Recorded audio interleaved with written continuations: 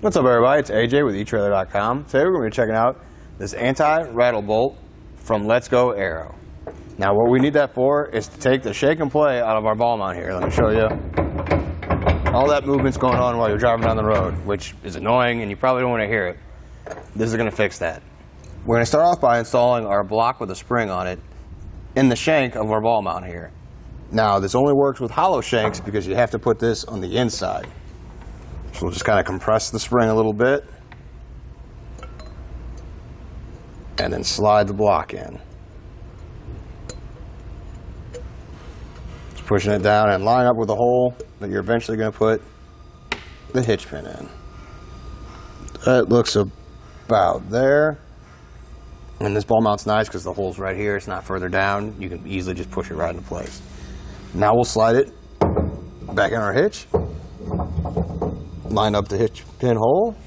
Before we screw in our hitch pin here, we want to make sure that you have the lock washer on it to stay on the same side as where you're tightening it.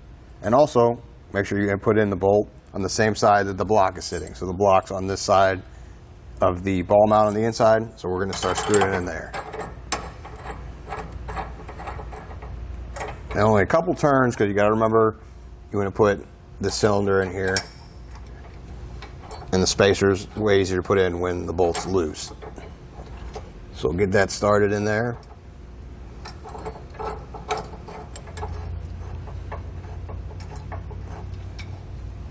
Got a hand tighten, so now I'm going to get the ratchet and tighten down more.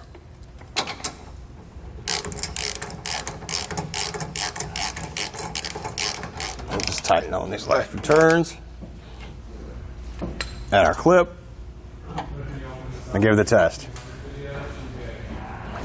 As you can see, there's no more side-to-side movement or up and down movement. I'm actually shaking the whole truck doing this. Taking a closer look at it here, we can see the solid steel construction.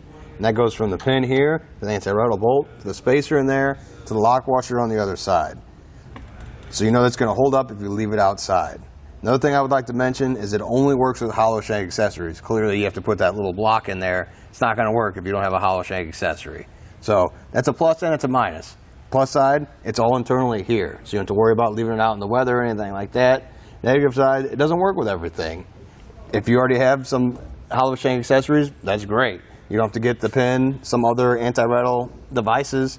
There's like a U-bolt that comes down here. It's exposed to the outside, or a clamp that goes here. And with those, you'll have issues of, is it going to hit weird on my factory hitch or hit weird on my aftermarket hitch? Is it going to fit correctly? There's a bunch of factors that you have to figure out with those as well. But as long as you have a 2-inch hitch, this is going to work. We've installed the aluminum e-trailer cargo carrier to show you a good before and after on installing it. Now this is an aluminum cargo carrier, so it's really light, so that's going to move a bunch in your hitch. Let's install the anti-rattle pin and see what happens. Time for the after test. As you can see, it moves around far less than it did before, so I'd say it works just fine. And that does it for a look at the Go Aero Anti-Rattle Hitch Pin.